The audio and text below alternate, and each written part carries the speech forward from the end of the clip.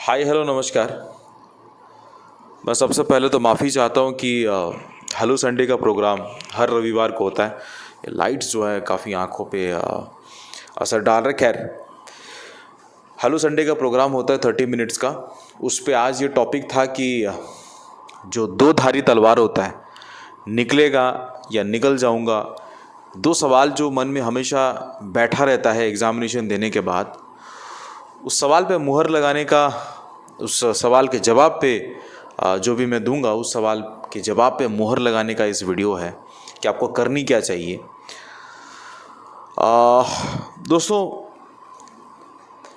एक मिनट रुकिएगा, इस बात को समझिएगा, क्योंकि जो 30 मिनट में समझाने वाली चीज़ है मैं इसको 4-5 मिनट में समझाने का कोशिश करूँगा।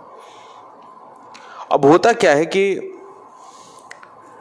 मुझे लोगों ने मैसेज कर किया कि सर आप कट ऑफ के ऊपर एक प्रेडिक्शन दे दो। मैंने कम्युनिटी में भी डाल दिया कि नहीं यार, मैं इस बार नहीं दे सकता, क्योंकि इसके पीछे दो रीज़न्स हैं। सबसे पहला रीज़न तो ये है कि मैंने खुद एग्ज़ाम नहीं दिया है, तो उस पेपर को समझना, अंडरस्टैंडिंग होना, एग्ज़ाम पैटर्न किस तरीके का पूछा गया था, क्या लेवल ऑफ डिफ़िकल्टी थी, नया क्वेश्चंस क्या देखने को मिला, तो तमाम ऐसे सवाल होते हैं यार। और हर शिफ्ट अलग होता है, हर शिफ्ट के हर क्वेश्चंस अलग होते हैं, और हर शिफ्ट में अलग अलग नॉर्मलाइजेशन होता है। Very difficult. और आईबीपीएस क्लर्क है, ये स्टेट वाइज की वैकेंसीज होती है, हर स्टेट में अलग अलग वैकेंसीज होती है। अब हर स्टेट में अलग अलग कैटेगरी की वैकेंसीज आती है। अब ऐसे 5-6 पैरामीटर्स को सामने रख के अगर नापतोल करने का हिसाब किताब करो तो एक छोटा इंसान क्या, अब बड़ा इंसान भी इस पे काम नहीं कर सकता, प्रेडिक्शन नहीं कर सकता है। बस एक मन की सांत्वना होती है, बस वही मिलता है। खैर, मैं भी पहले बहुत कट ऑफ वीडियोस बनाता था, बट बाद में समझ में आया कि एक होता है यार कि मैंने सभी को जैसे समझाया कि 5 दिसंबर सवेरे 8 बजे तक ही मेरा काम था कि आप लोगों को गाइड करूं। उसके बाद मेरा काम नहीं है यार, उसके बाद आप लोगों का काम है। आप लोगों को मैदान में उतरना है, वो आपको परफॉर्म करनी है, कोई खड़ा नहीं होगा आपके साथ। तो वो आपने किया, बहुत अच्छे तरीके से किया। काफ़ी लोगों ने मुझे मैसेज किया है। ऐसा नहीं होता है कि हमको मैसेज, बहुत सारे मैसेज आते हैं यार। मुझे लगता है कि इतने कनेक्टेड हैं लोग कि बाकायदा मेमोरी बेस्ड उनको जितना याद आता है वो भी डाल देते हैं। ये अलग बात है कि हम पढ़ नहीं पाते, लेकिन बहुत सारे मैसेजेस आते हैं। तो ये वीडियो एक अलग ही टॉपिक का वीडियो है। जैसे मैंने आपको शुरुआत में बोला कि 60 बनाने वाला बंदा क्या करेगा यार, वो तो दो धारी तलवार हो गया, या तो निकलेगा या तो निकल जाएगा। अब उसको ये भी समझना है कि अगर उसने परीक्षा दे दिया तो वो तब तक फड़फड़ाता रहेगा, तब तक पूछता रहेगा जब तक रिजल्ट नहीं आता है। और दिसंबर में रिजल्ट नहीं आना है, जनवरी में रिजल्ट नहीं आना है, फेब के फर्स्ट वीक में रिजल्ट आनी है, तो तब तक क्या करेगा, वो बैठा रहेगा। अब ये दो धारी तलवार पे ही बैठा रहेगा नहीं ना। उसको क्या करना चाहिए?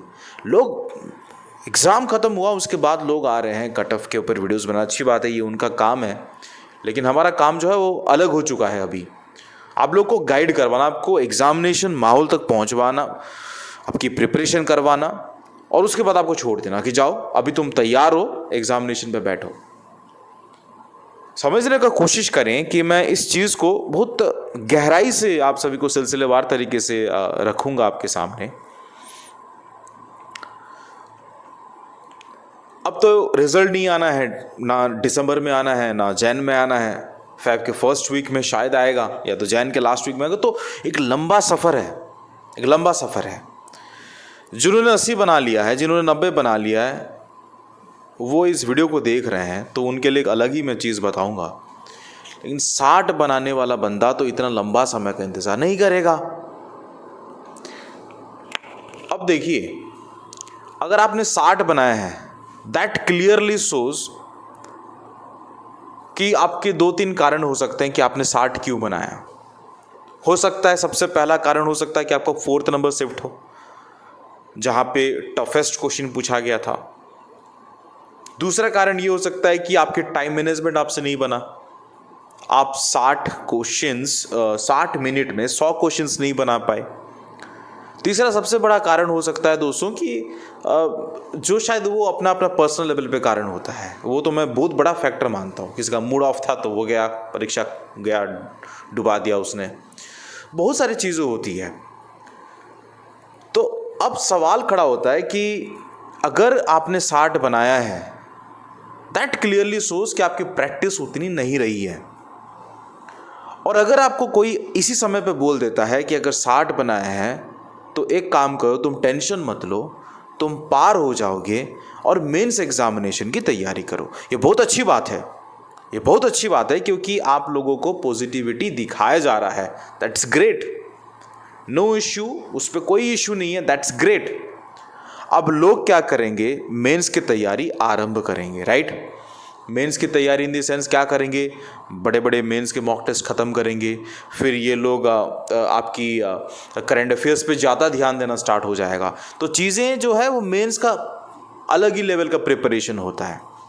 लेकिन मेरा एक फंडा अलग है, और मेरे को जो जानते हैं, जो मुझे काफ़ी पहले से फॉलो करते आ रहे हैं, तो उनको पता ही होगा कि आशीष सिंह स्ट्रेटजी अच्छा डिवाइस करता है। मेरा बात मानिए, क्योंकि मैं जो भी बोलूँगा सटीक बोलूँगा और आपकी भलाई के लिए बोलूँगा।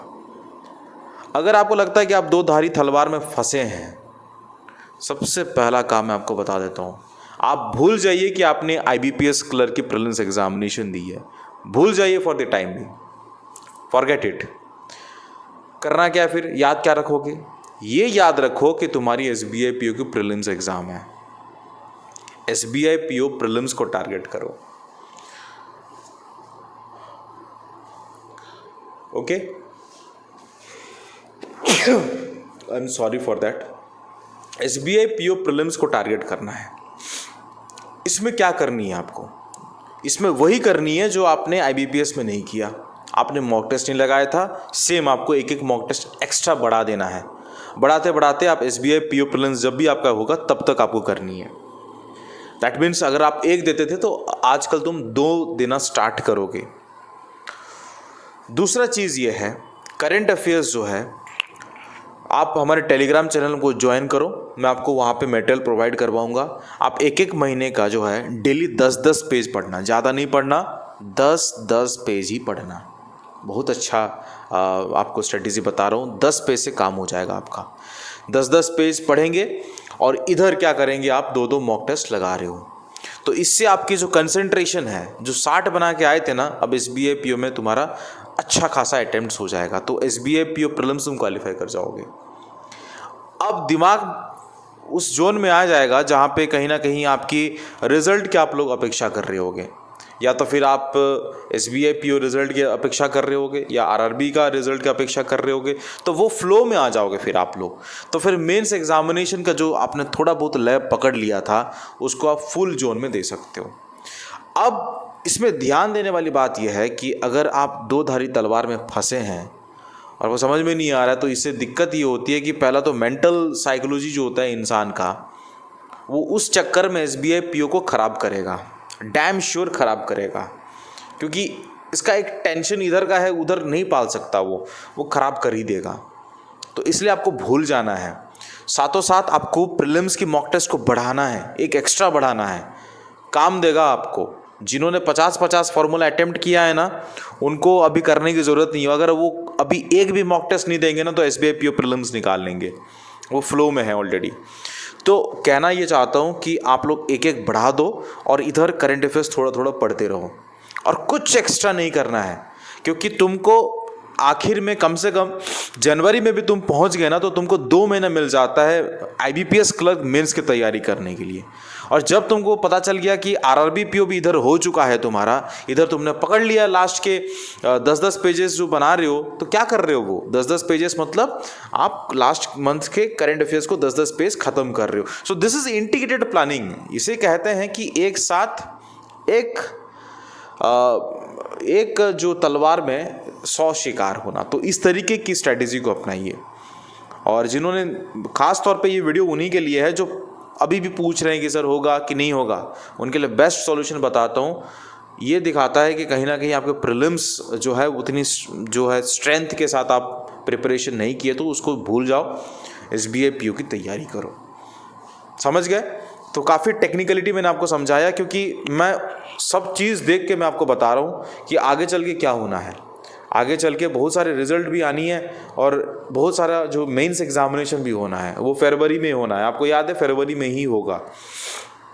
बस एक जो है SBI PO का मेंस है वो स्टार्ट हो जाएगा। सो बहुत कम समय बचा है यार। मैं जब बोल भी रहा हूँ तो ना मैं डर रहा हूँ। डर इन द सेंस कि मुझे डर इस बात की है कि आप लोग इंटीग्रेटेड प्लानिंग नहीं करेंगे तो चौतरफा फंसेंगे आप। 4 एग्ज़ाम होगा चारों तरफ से और कहीं पे भी नहीं हो पाएगा। तो यही चीज़ के लिए आपको ध्यान देना है, कैसे करके आपको धीरे धीरे करके सब कुछ निपटाना है। ये that will definitely help you, वो आपको हेल्प करेगा।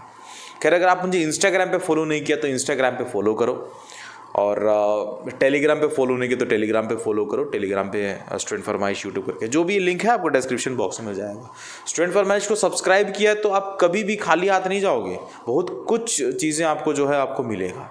ठीक है, आप टेंशन मत लो, समय समय पे हम हैं आप लोगों की क्वेरीज को रिप्लाई करने के लिए, आप लोगों को हेल्प करने के लिए। बड़े भाई हूँ इसलिए मैं आप सभी को कुछ भी इधर उधर डांट दिया तो माफ़ कर लेना भाई। चलो फिर मिलते हैं नेक्स्ट वाले वीडियो पे, तब तक के लिए जय हिंद, जय भारत, शब्बा खैर, लव यू ऑल। अपना सेहत का बिल्कुल ध्यान दीजिएगा। नमस्कार, जय हिंद।